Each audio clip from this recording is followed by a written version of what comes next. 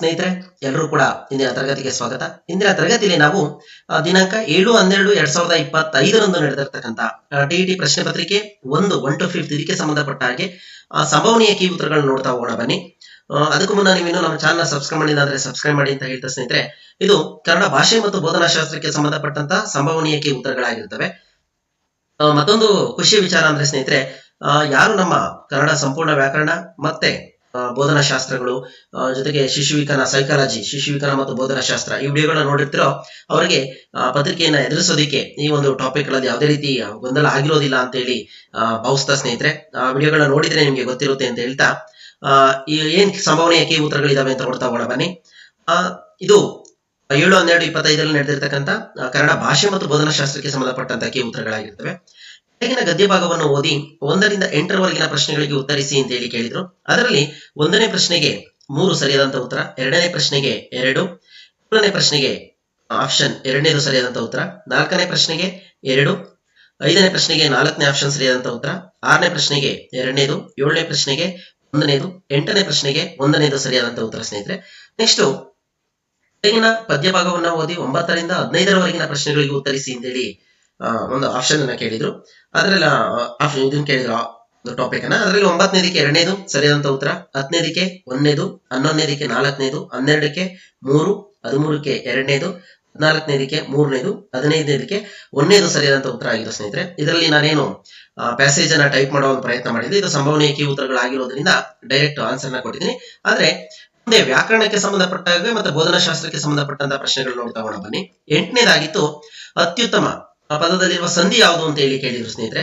ಅತಿ ಪ್ಲಸ್ ಉತ್ತಮ, ಅತ್ಯುತ್ತಮ ಇದು ಎಣ್ಸಂಧಿಗೆ ಸರಿಯಾದ ಉದಾಹರಣೆ ಆಗಿರುತ್ತೆ. ಸುಖ ದುಃಖ ಎನ್ನುವುದು ಏನು ಅಂತ ಹೇಳಿ ಕೇಳಿದ್ರು. ನುಡಿಗಟ್ಟು, ದ್ವಿರುಕ್ತಿ, ಜೋಡಿ ನುಡಿ, ಅನುಕರಣಾವ್ಯಯ ಅಂತೇಳಿ. ಇಲ್ಲಿ ಜೋಡು ನುಡಿ ಅಂತಕ್ಕಂಥದ್ದು ಸರಿಯಾದಂತ ಉತ್ತರ ಆಗಿರುತ್ತೆ. ಪ್ರೇರಣ ಪದದ ತತ್ಸಮ ರೂಪ ಏನು ಅಂತ ಹೇಳಿ ಪ್ರಶ್ನೆಯನ್ನ ಕೇಳಿದ್ರು. ಪ್ರಯಾಣ, ಪ್ರಯಾಸ, ಯಾತ್ರೆ, ಪ್ರೇರಣ ಅಂತೇಳಿ. ಪ್ರಯಾಣ ಅಂತಕ್ಕಂಥದ್ದು ಸರಿಯಾದಂತ ಉತ್ತರ. ನೆಕ್ಸ್ಟ್ ಅನುನಾಸಿಕ ವಲ್ಲದ ಅಕ್ಷರ ಅಂತೇಳಿ ಒಂದು ಪ್ರಶ್ನೆಯನ್ನ ಕೇಳಿದ್ರು. ನ, ಮ, ಜ ಅಂತೇಳಿ. ಇದರಲ್ಲಿ ನಾವು ನ ಮತ್ತೆ ಮಾವನ್ನ ಏನ್ ಮಾಡ್ತೀವಿ, ಈಸಿಯಾಗಿ ಗುರುತಿಸ್ಬಿಡ್ತೀವಿ ಅನುನಾಸಿಕ ಅಕ್ಷರಗಳು ಅಂತ. ಆದ್ರೆ ತಾ ಮತ್ತೆ ಜಾದಲ್ಲಿ ಯಾವುದು ಅಂತ ಹೇಳಿ ಗುರುತಿಸೋದಕ್ಕೆ ಕಷ್ಟ ಆಗುತ್ತೆ. ಇಲ್ಲಿ ತಾ ಅಂತಕ್ಕಂಥದ್ದು ಸರಿಯಾದಂತ ಉತ್ತರ ಆಗಿರುತ್ತೆ ಸ್ನೇಹಿತರೆ. ಹೇಗೆ ಅಂತಂದ್ರೆ, ನೀವು ಮೂಗನ್ನ ಇಟ್ಕೊಂಡು ನ, ಮ, ಜವನ್ನು ಉಚ್ಚಾರಣೆ ಮಾಡಿ ಮೂಗಿನ ಸಹಾಯದಿಂದ ಏನಾಗುತ್ತೆ, ಮೂಗು ವೈಬ್ರೇಷನ್ ಬರುತ್ತೆ. ಮೂಗಿನ ಸಹಾಯದಿಂದ ಉಚ್ಚರಿಸುವಂತ ಅಕ್ಷರಗಳು. ತಾವನ್ನ ನಾವು ಮೂಗಿನ ಸಹಾಯದಿಂದ ಉಚ್ಚರಿಸೋದಿಲ್ಲ. ಇದು ಒಂದು ನಮ್ಗೆ ಅನುನಾಸಿಕ ಅಕ್ಷರಗಳನ್ನ ಕಂಡುಹಿಡಿಯೋದಕ್ಕೆ ಇರ್ತಕ್ಕಂಥ ಒಂದು ಮೆಥಡ್. ನೆಕ್ಸ್ಟ್ ಕನ್ನಡ ವರ್ಣಮಾಲೆಯಲ್ಲಿರುವ ಒಟ್ಟು ವ್ಯಂಜನಗಳ ಸಂಖ್ಯೆ ಎಷ್ಟು ಅಂತ ಹೇಳಿ ಪ್ರಶ್ನೆಯನ್ನ ಕೇಳಿದ್ರು. ಗೊತ್ತಿದೆ ನಿಮಗೆ, ಒಟ್ಟು ವ್ಯಂಜನಾಕ್ಷರಗಳ ಸಂಖ್ಯೆ ಎಷ್ಟು ಅಂದ್ರೆ 34 ಆಗುತ್ತೆ. ನೆಕ್ಸ್ಟ್ ಮೆಲುವಾತು ಪದದಲ್ಲಿರುವ ಸಂಧಿ ಯಾವುದು ಅಂತ ಹೇಳಿ ಕೇಳಿದ್ದಾರೆ. ಲೋಪ ಸಂಧಿ, ಅನುನಾಸಿಕ ಸಂಧಿ, ಜಸ್ತ್ವ, ಆದೇಶ ಸಂಧಿ ಅಂತೇಳಿ. ಆದೇಶ ಸಂಧಿ ಆಗಿರುತ್ತೆ ಸ್ನೇಹಿತರೆ. ನೆಕ್ಸ್ಟ್ ವೃದ್ಧಿ ಸಂಧಿಗೆ ಉದಾಹರಣೆ ಯಾವುದು ಅಂತ ಹೇಳಿ ಒಂದು ಪ್ರಶ್ನೆಯನ್ನ ಕೇಳಿದ್ದಾರೆ.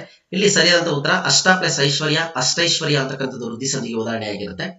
ಶಬರಿಯು ಧ್ಯಾನದಲ್ಲಿ ತೊಡಗಿ ರಾಮನ ದರ್ಶನಕ್ಕೆ ಕಾದಿದ್ದಳು. ವಾಕ್ಯದಲ್ಲಿ ಷಷ್ಠಿ ವಿಭಕ್ತಿ ಪ್ರತ್ಯಯ ಹೊಂದಿರುವ ಪದ ಯಾವುದು ಅಂತ ಹೇಳಿ ಒಂದು ಪ್ರಶ್ನೆಯನ್ನ ಕೇಳಿದರೆ. ಇದರಲ್ಲಿ ಗೊತ್ತಿದೆ ನಿಮಗೆ, ರಾಮನ ಆ ಅಂತಕ್ಕಂಥದ್ದು ಏನಾಗಿರುತ್ತೆ, ಹೂ, ಅನ್ನು, ಇಂದ, ಗೇಕೆ, ದೆಸೆಯಿಂದ ಆ, ಅಲ್ಲಿ ಎ ಅಂತಕ್ಕಂಥದ್ದು. ನಾ ಅಂತಕ್ಕಂಥದ್ದು ಆ ಬರುತ್ತೆ, ಅದು ಷಷ್ಠಿ ವಿಭಕ್ತಿ ಪ್ರತ್ಯಯ ಆಗಿರುತ್ತೆ.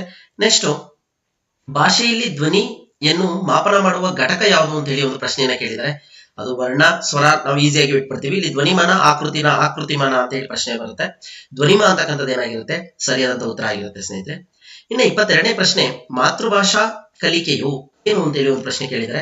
ಅನುಭವ ವಿಕಾಸಕ್ಕೆ ನೆರವಾಗುವುದು, ಪರಸ್ಪರ ವಿಚಾರ ವಿನಿಮಯ ಕಠಿಣಗೊಳಿಸುವುದು, ಸೃಜನಾತ್ಮಕವಾಗಿ ಪ್ರತಿಭೆಯನ್ನು ವಿಕಾಸಗೊಳಿಸುವುದು, ಇತರ ಭಾಷಾ ಕಲಿಕೆಗೆ ತೊಡಕಾಗುವುದು ಅಂತೇಳಿ. ಮಾತೃಭಾಷಾ ಕಲಿಕೆಯಿಂದ ಏನಾಗುತ್ತೆ, ಸೃಜನಾತ್ಮಕವಾಗಿ ಪ್ರತಿಭೆಯನ್ನು ವಿಕಾಸಗೊಳಿಸುವುದಾಗಿರುತ್ತೆ. ಯಾಕೆಂತಂದ್ರೆ ಮಾತೃಭಾಷೆನಲ್ಲಿ ಮಗು ತನ್ನ ಮನಸ್ಸಿಗೆ ಬಂದಿರತಕ್ಕಂಥದ್ದು ಎಲ್ಲ ವಿಚಾರಗಳನ್ನ ಸ್ವತಂತ್ರವಾಗಿ ಹೇಳ್ತಾ ಹೋಗುತ್ತೆ. ಹಾಗಾಗಿ ಇದು ಸರಿಯಾದಂತ ಉತ್ತರ ಆಗಿರುತ್ತೆ. ನೆಕ್ಸ್ಟ್ ಇಲ್ಲಿ ಕನ್ಫ್ಯೂಸ್ ಆಗುತ್ತೆ, ಪರಸ್ಪರ ವಿಚಾರ ವಿನಿಮಯ ಕಠಿಣಗೊಳಿಸುವುದು ಅಂತೇಳಿ. ಮಾತೃಭಾಷಾ ಕಲಿಕೆಯಿಂದ ಆ ರೀತಿ ಏನಾಗೋದಿಲ್ಲ, ಅಥವಾ ಸಾರಿ, ಒಂದು ಅನುಭವ ವಿಕಾಸಕ್ಕೆ ನೆರವಾಗುತ್ತೆ ಅಂತೇಳಿ ಒಂಚೂರು ಗೊಂದಲ ಆಗುತ್ತೆ ನಮ್ಗೆ. ಅನುಭವ ವಿಕಾಸ ಮತ್ತೆ ಸೃಜನಾತ್ಮಕ ಪ್ರತಿಭೆ ಅಂತೇಳಿ. ಆದ್ರೆ ಇಲ್ಲಿ ಸೃಜನಾತ್ಮಕ ಪ್ರತಿಭೆಯನ್ನು ವಿಕಾಸಗೊಳಿಸ್ತಕ್ಕಂಥದ್ದು ಮಾತೃಭಾಷಾ ಕಲಿಕೆಯಿಂದ ಆಗ್ತಕ್ಕಂಥ ಒಂದು ಅನುಕೂಲ ಆಗಿರುತ್ತೆ. ನೆಕ್ಸ್ಟ್ ಉಚ್ಚಾರಣೆಯ ದೋಷಕ್ಕೆ ಕಾರಣವಲ್ಲ ಅಂತ ಹೇಳಿ ಒಂದು ಪ್ರಶ್ನೆಯನ್ನು ಕೇಳಿದ್ದಾರೆ.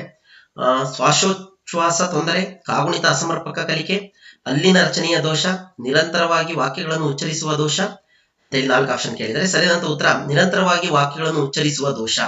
ಇದರಿಂದ ಉಚ್ಚಾರಣೆಯ ದೋಷಕ್ಕೆ ಏನು ಕಾರಣ ಆಗಿರೋದಿಲ್ಲ. ನಿರಂತರವಾಗಿ ನಾವು ವಾಕ್ಯಗಳನ್ನ ಉಚ್ಚಾರಣೆ ಮಾಡಿದ್ರೆ ಅದು ಉಚ್ಚಾರಣಾ ದೋಷಕ್ಕೆ ಕಾರಣ ಆಗಿರೋದಿಲ್ಲ. ಇನ್ನು ಶ್ವಾಸ ಏನಾದ್ರು ಸಮಸ್ಯೆ ಇದ್ರೆ, ಕಾಗುಣಿತ ಸರಿಯಾಗಿ ಕಲ್ತಿಲ್ಲ ಅಂದ್ರೆ, ಅಲ್ಲಿನ ರಚನೆ ಸರಿಯಾಗಿಲ್ಲ ಅಂದ್ರೆ ಉಚ್ಚಾರಣೆ ದೋಷ ಕಂಡು ಬರುತ್ತೆ.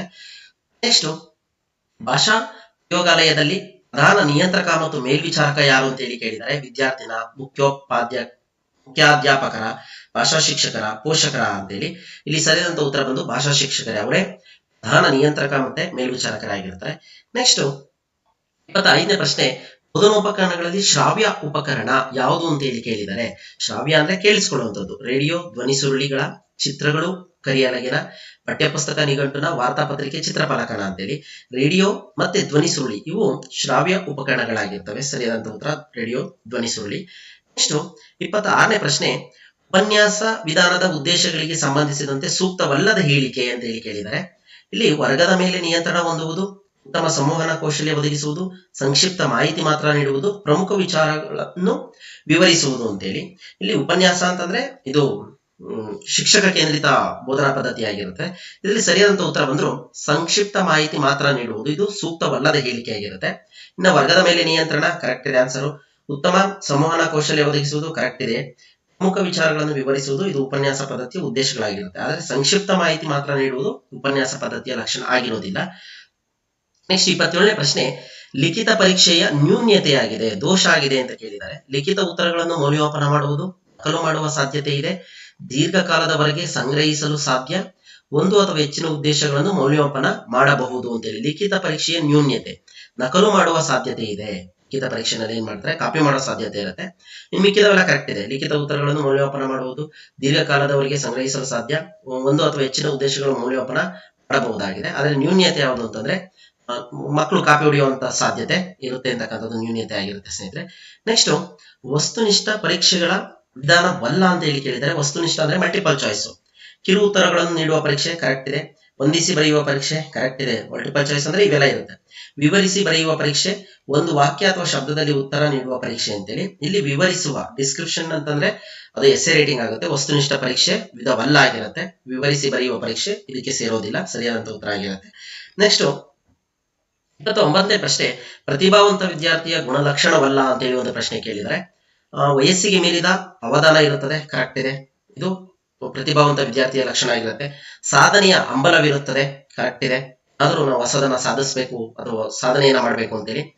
ಇತರ ಸಾಮಾನ್ಯ ವಿದ್ಯಾರ್ಥಿಗಳಿಗಿಂತ ಅಧಿಕ ತಿಳುವಳಿಕೆ ಇರುತ್ತದೆ ಕರೆಕ್ಟ್ ಇದೆ. ಇದು ಪ್ರತಿಭಾವಂತ ವಿದ್ಯಾರ್ಥಿಗಳ ಲಕ್ಷಣ ಆಗಿರುತ್ತೆ. ಸ್ಮರಣ ಶಕ್ತಿ ಕಡಿಮೆ ಇರುತ್ತದೆ, ಇದು ಆಪ್ಷನ್ ಸೇರೋದಿಲ್ಲ ಸ್ನೇಹಿತರೆ. ಸ್ಮರಣ ಶಕ್ತಿ ಏನಾಗಿರುತ್ತೆ ಪ್ರತಿಭಾವಂತ ಮಕ್ಕಳಲ್ಲಿ ಹೆಚ್ಚಾಗಿರುತ್ತೆ. ಇನ್ನು 30ನೇ ಪ್ರಶ್ನೆ, ಸಿಸಿಇ ಇದರ ವಿಸ್ತೃತ ರೂಪ ಏನು ಅಂತ ಹೇಳಿ ಕೇಳಿದರೆ, ಆಲ್ರೆಡಿ ಹೇಳಿದ್ವಿ ನಾವು ಬೋಧನಾಶಾಸ್ತ್ರದಲ್ಲಿ, ಶಿಶು ವಿಕಸನ ಮತ್ತೆ ಬೋಧನಾಶಾಸ್ತ್ರದಲ್ಲೂ ಕೂಡ ಹೇಳಿದ್ವಿ. ಸಾಕಷ್ಟು ಪ್ರಶ್ನೆಯನ್ನು ರಿಪೀಟ್ ಮಾಡಿದ್ದಾರೆ ಸಿಸಿಇ ಮೇಲೆ. ಕಂಟಿನ್ಯೂಸ್ ಅಂಡ್ ಕಾಂಪ್ರಹೆನ್ಸಿವ್ ಇವ್ಯಾಲ್ಯೂಯೇಷನ್ ಅಂತ ಕರಿತೀವಿ. ನಿರಂತರ ಸಮಗ್ರ ಮೌಲ್ಯಮಾಪನ, ನಿರಂತರ ವ್ಯಾಪಕ ಮೌಲ್ಯಮಾಪನ, ನಿರಂತರ ಸಾಧನೆಯ ಮೌಲ್ಯಮಾಪನ, ನಿರಂತರ ಸಂಕ್ಷಿಪ್ತ ಮೌಲ್ಯಮಾಪನ ಅಂತೇಳಿ. ಇಲ್ಲಿ ಸರಿಯಾದಂತ ಉತ್ತರ ಬಂದು ನಿರಂತರ ಮತ್ತು ವ್ಯಾಪಕ ಮೌಲ್ಯಮಾಪನ ಅಂತ ಆಲ್ರೆಡಿ ನಾನು ಹೇಳಿದ್ದೆ ಸ್ನೇಹಿತರೆ. ಇಲ್ಲಿ ಸಮಗ್ರ ಮೌಲ್ಯಮಾಪನ ಆಗೋದಿಲ್ಲ, ಅದು ನಿರಂತರ ಮತ್ತು ವ್ಯಾಪಕ ಮೌಲ್ಯಮಾಪನ ಅನ್ನೋದೇ ಸರಿಯಾದಂತ ಉತ್ತರ ಆಗಿರುತ್ತೆ. ಇದಿಷ್ಟು ಕೂಡ ಸಂಭವನೀಯ ಕೀ ಉತ್ತರಗಳಾಗಿರ್ತವೆ ಸ್ನೇಹಿತರೆ. ಕೊನೆಯದಾಗಿ ಮತ್ತೆ ನೀವು ನಮ್ಮ ಚಾನಲ್ ಸಬ್ಸ್ಕ್ರೈಬ್ ಮಾಡಿದ್ರೆ ಮಾಡಿ. ಮತ್ತೆ ಎಲ್ಲರೂ ಕೂಡ ಒಳ್ಳೆ ಕಮೆಂಟ್ಸ್ ಅನ್ನು ಕೂಡ ಕೊಟ್ಟಿದ್ದೀರಿ ಸರ್ ನಮ್ಮ ವಿಡಿಯೋಯಿಂದ. ತುಂಬಾ ಎಕ್ಸಾಮ್ ಅಲ್ಲಿ ತುಂಬಾ ಅನುಕೂಲ ಆಯ್ತು ಅಂತ ಹೇಳಿ. ಎಲ್ಲರಿಗೂ ಕೂಡ ಒಳ್ಳೇದಾಗ್ಲಿ, ಹೆಚ್ಚಿನ ಅಂಕಗಳು ಬರಲಿ ಅಂತ ಹೇಳ್ತಾ ಸ್ನೇಹಿತರೆ, ಎಲ್ಲರಿಗೂ ಕೂಡ ಇಂದಿನ ತರಗತಿಗೆ ಧನ್ಯವಾದಗಳು. Thank you.